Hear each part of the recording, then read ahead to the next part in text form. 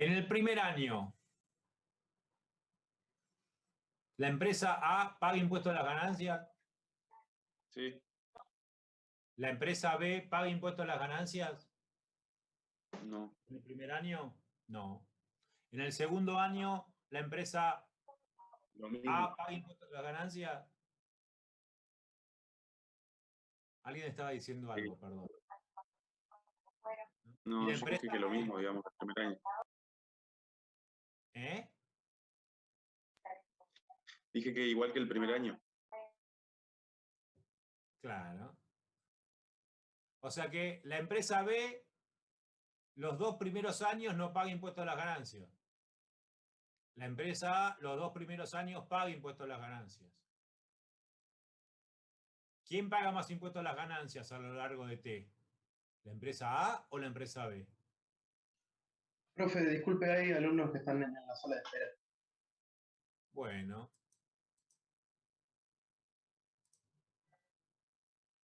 Ellos son los que me van a responder. ¿No tendría nada que ver con los impuestos progresivos que hablamos la otra vez? Al ser unos ingresos irregulares, digo. ¿Por qué son ingresos irregulares? Porque no todos los años ganan lo mismo. No, esa no es la definición de ingresos irregulares. La definición de Bueno, ingresos era que irregulares... no retribuían la actividad principal a la que se dedicaba el individuo. Claro. Está bien, O sea, pero... si no pagaría, no pagaría nadie impuesto a la ganancia. Nadie tiene ingresos, o sea, en un país como Argentina, donde un año te va bien y un año te va mal, nunca tenés ingresos regulares. Okay. Por eso, justamente, para evitar ese problema es que la definición es, vos declarás una actividad, tus ingresos regulares son los que generan esa actividad. Hay años que vas a perder, no vas a pagar, hay años que vas a ganar, vas a pagar. El problema, niños, es que el señor A, si tiene ingresos a este nivel, quiere decir que tuvo ingresos brutos a este nivel, por ejemplo, y que tuvo costos a este nivel, ¿no? Entonces, cuando resta esta menos esta, estos son los ingresos, estos son los costos. Le queda, vamos a cambiar el color, le queda esta línea de ingresos netos. Todos los años lo mismo. Todos los años tiene ingresos brutos y tiene costos. Este señor, aparentemente, supongamos, tiene, vamos a suponer, total somos economistas,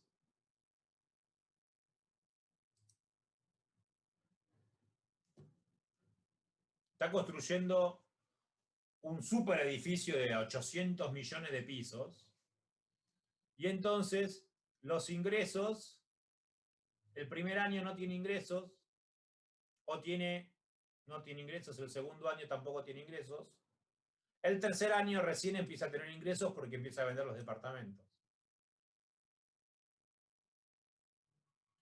Y tiene costos a este nivel.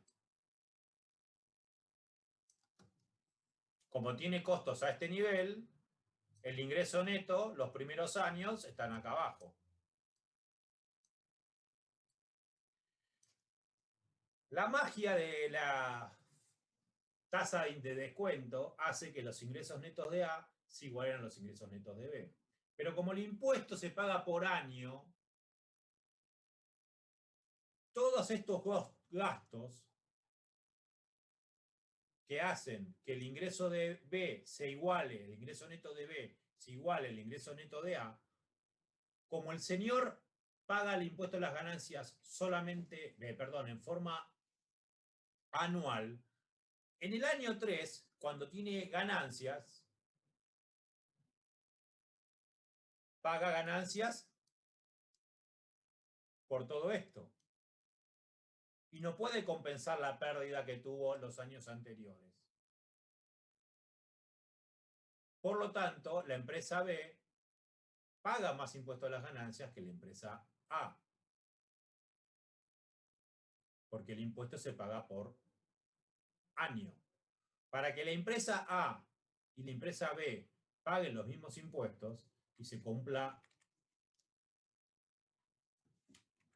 cerremos esto, y se cumpla, ¡ay, no me deja! Volver para atrás. Y se cumpla esta hermosa condición, que ahora quedó todo marrado.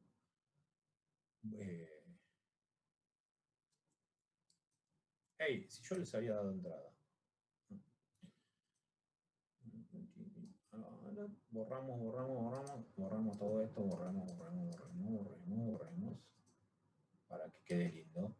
Para que se cumpla la última condición, yo necesito poder compensar los años que no pago ganancias con los años que pago ganancias. Porque los años que no pago ganancias no pago porque tengo pérdida. Y esa pérdida, compensada con las ganancias que tengo los años que tengo ganancia, hacen que el valor presente neto de mi actividad se iguale con el valor presente neto de la otra actividad. Si vos no me dejás compensar, nunca se va a cumplir.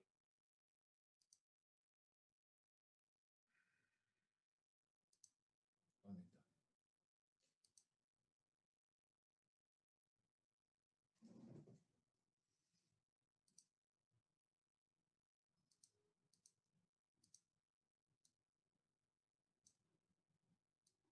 Esta condición. Para que esta condición se cumpla, yo necesito compensar pérdidas con ganancias. Eso, en la lógica de la tributación, se conoce como tratamiento de quebrantos. La equidad, la neutralidad entre las distintas actividades económicas exige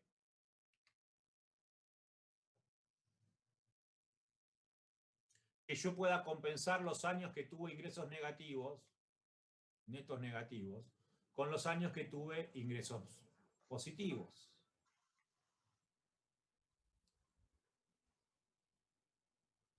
Yo necesito compensar los años que tengo pérdidas con los años que tengo ganancias.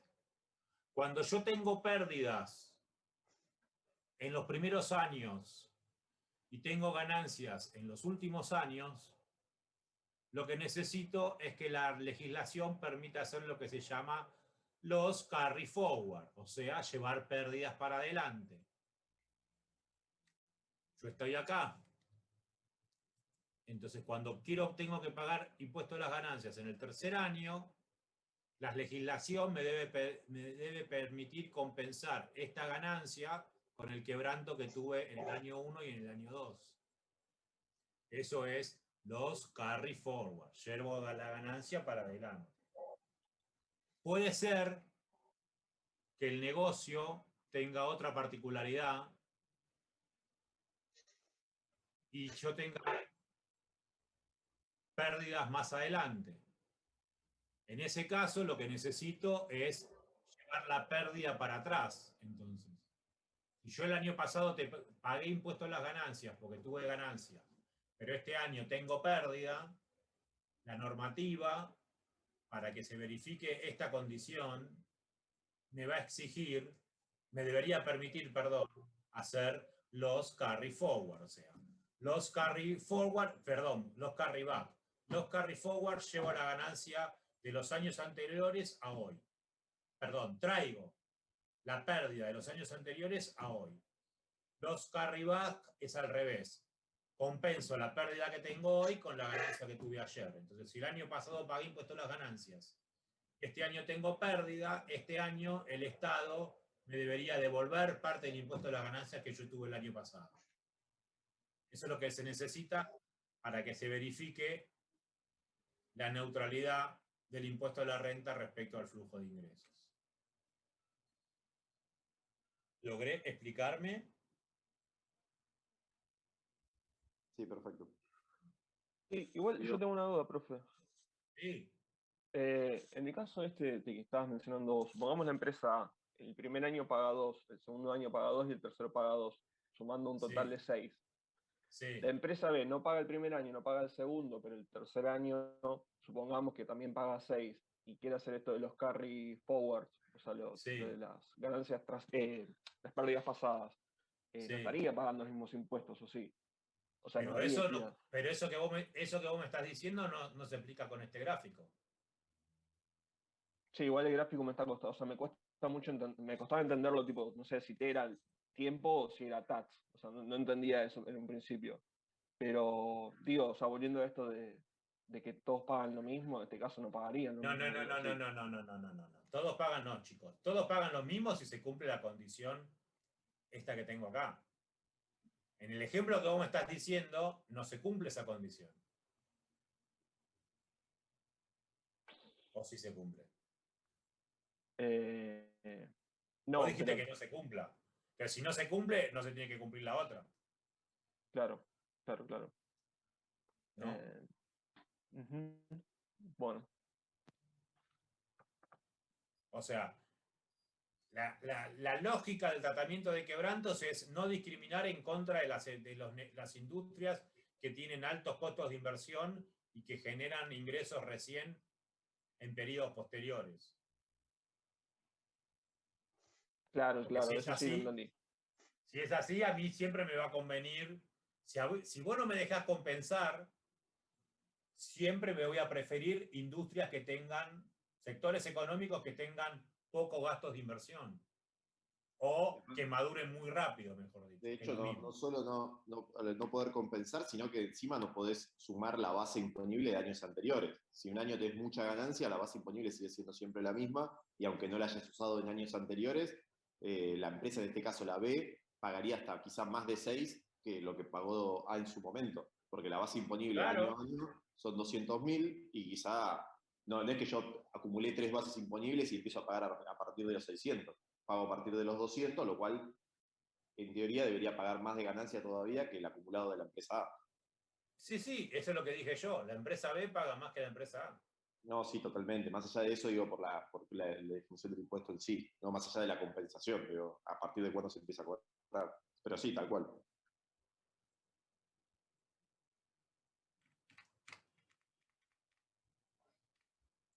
Bien. Bueno, tenemos 23 minutos. Como ustedes deben haber escuchado alguna vez en su vida, existen dos impuestos a las ganancias. Un impuesto a las ganancias de las personas, un impuesto a las ganancias de las empresas.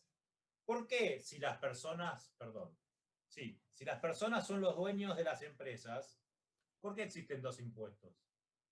¿Cuál es la lógica de que existan dos impuestos? ¿Alguien sabe?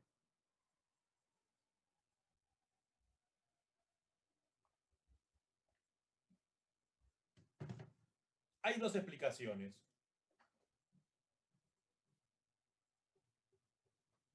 Una explicación tradicional, que es la que aparece en todos los manuales, y una aplicación mucho más tradicional, pero que los economistas olvidan. No sé por qué.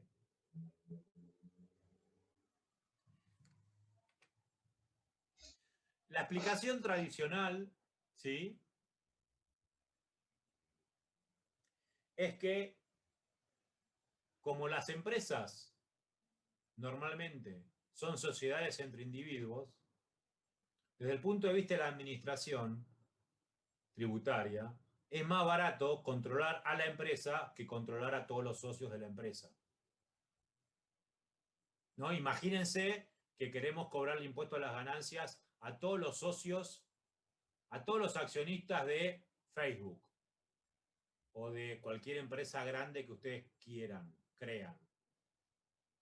¿No? Entonces, no le cobramos impuestos a Facebook o a Amazon, sino que le cobramos impuestos a cada uno de sus accionistas, porque se supone que la empresa genera ingresos y los reparte entre los accionistas.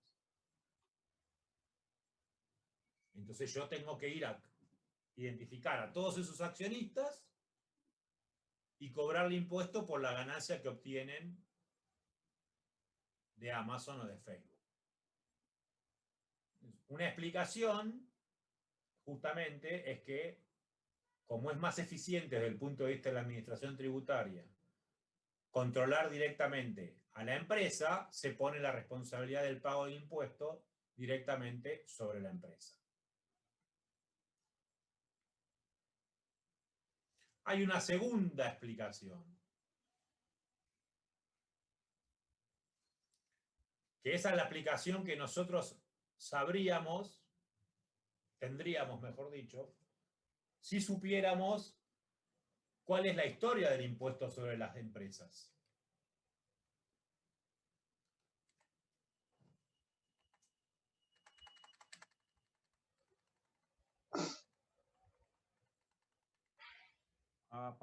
Tengo demasiadas cosas abiertas, disculpen.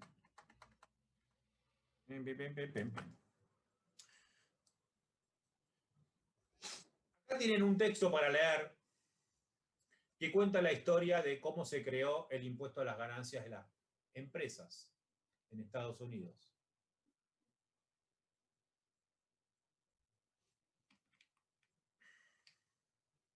El impuesto a las ganancias, hubo dos creaciones del impuesto a las ganancias a las empresas en Estados Unidos. El primer impuesto se crea para financiar la guerra civil.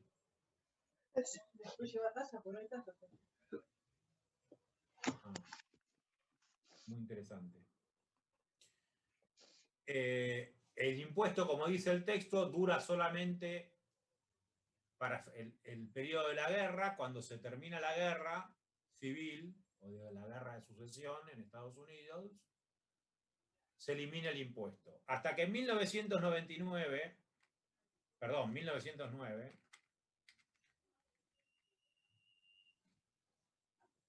el presidente Roosevelt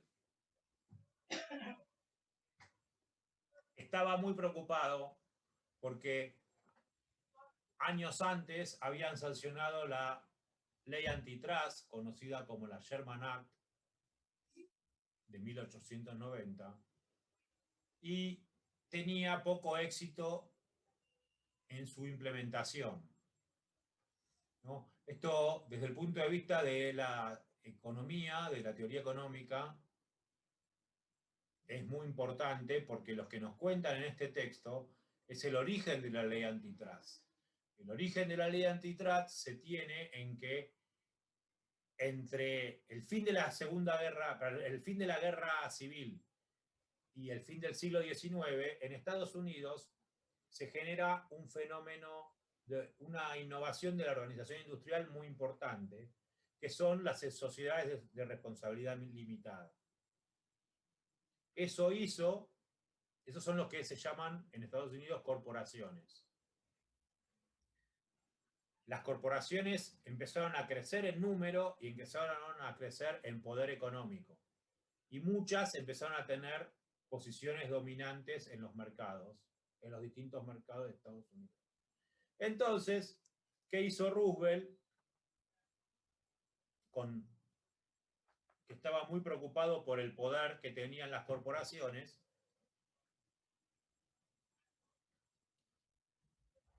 creó lo que se llama el Corporate Tax, en 1909, que es un impuesto que en su origen era de solo el 1% de los ingresos de las empresas, pero que tenía como intención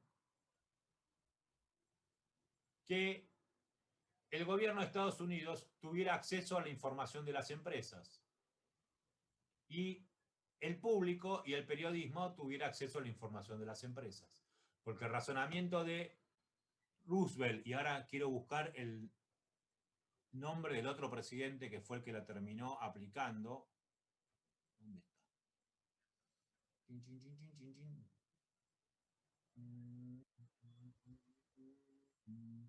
Esperen que lo estoy buscando por acá. Me sale Taft, pero no sé si es Taft. Acá está, Taft. Sí, fue el presidente Taft, que fue el sucesor de Roosevelt, el que logró aplicar sancionar la ley del Corporate Tax. La idea era que a través de ese impuesto el gobierno y los medios iban a tener acceso a la información de las empresas y la difusión de la información de las empresas en el público iba a generar que la opinión pública defendiera la aplicación de la ley antitrust. Lo que quería Roosevelt y Taft era generar opinión pública favorable a favor de la aplicación de la ley que combatía el poder monopólico de las empresas.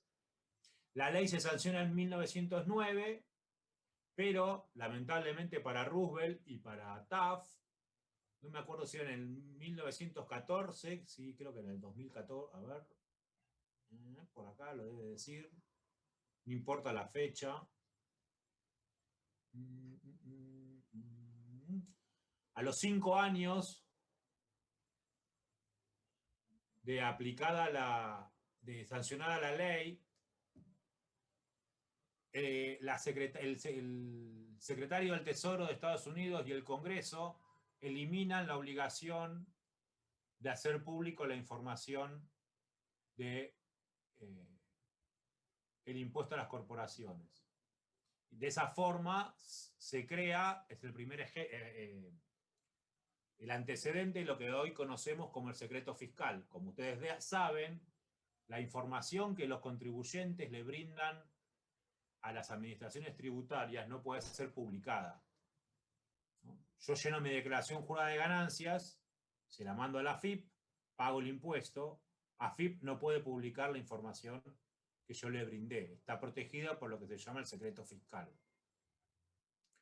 Lo que nosotros aprendemos cuando estudiamos la historia de cómo se crea el impuesto a las ganancias en Estados Unidos es que justamente la intención del impuesto a las ganancias de las corporaciones no era solo minimizar el costo de administración, sino fundamentalmente potenciar la legislación antitrust.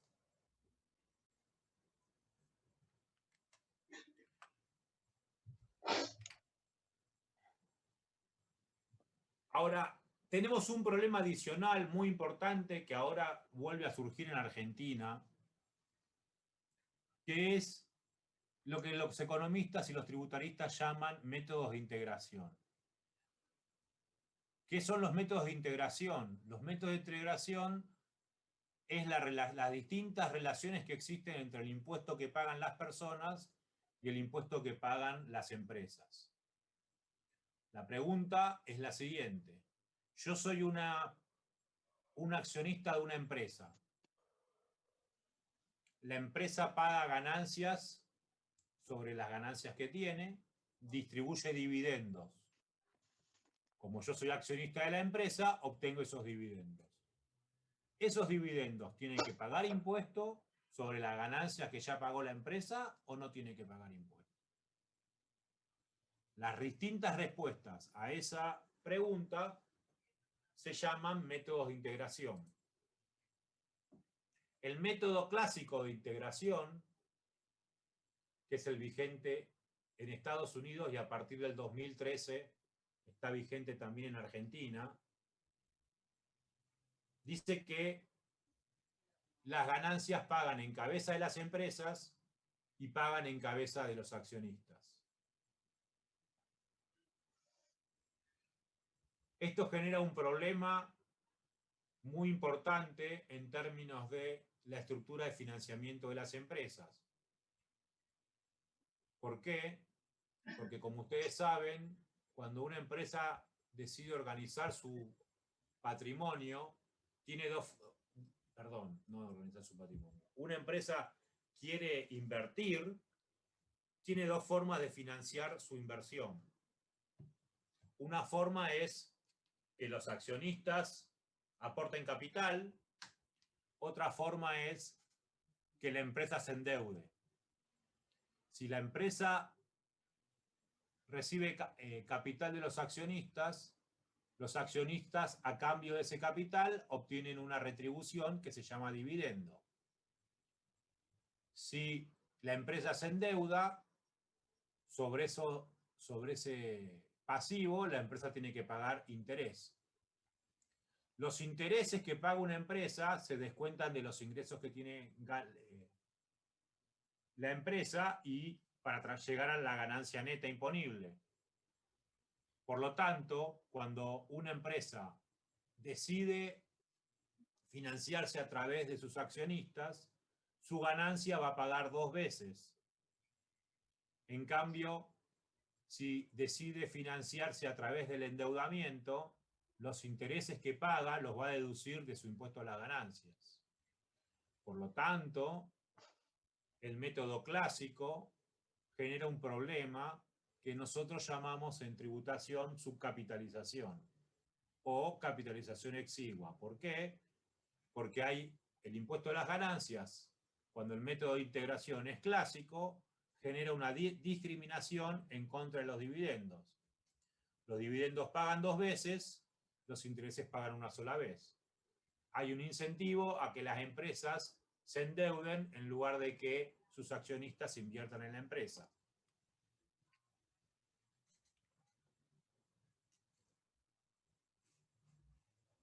¿Logré explicarme por qué el método clásico discrimina en contra de los aportes de capital?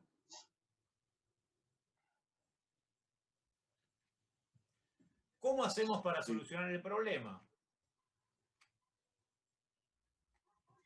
Hay dos formas de solucionar, muy sencillas. La primera, si los intereses pagan una vez y los dividendos pagan 2 veces, una solución es que los intereses también pagan 2 veces.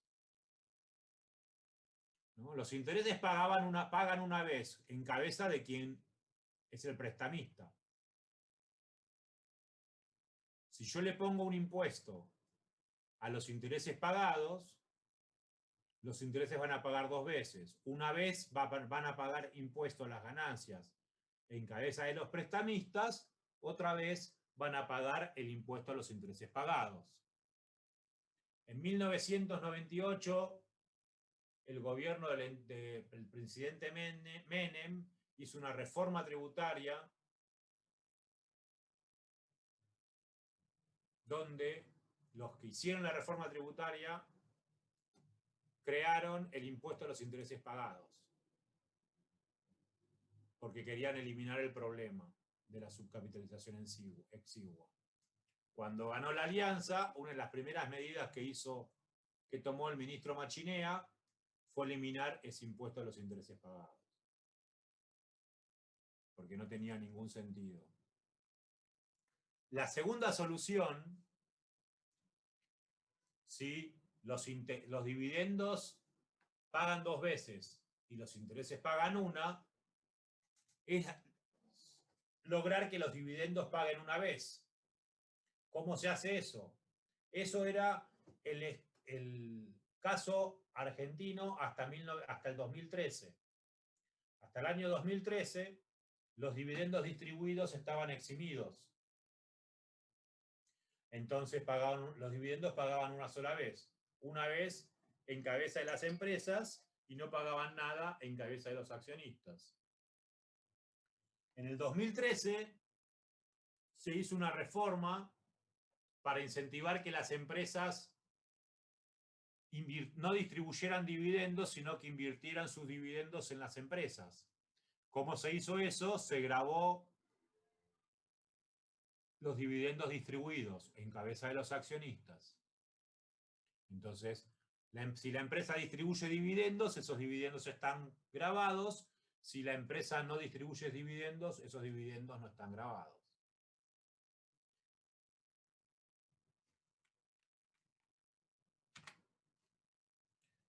Tengo 5 minutos, no creo que voy a llegar a terminar, pero no importa. Seguiremos la clase que viene. Todo esto es muy interesante, pero como dijimos hace un rato, cuando hablamos del impuesto de la renta y la inversión, tenemos que entender que estamos estudiando impuestos en un mundo globalizado, donde las decisiones de inversión atraviesan las fronteras, donde hay movilidad de capitales.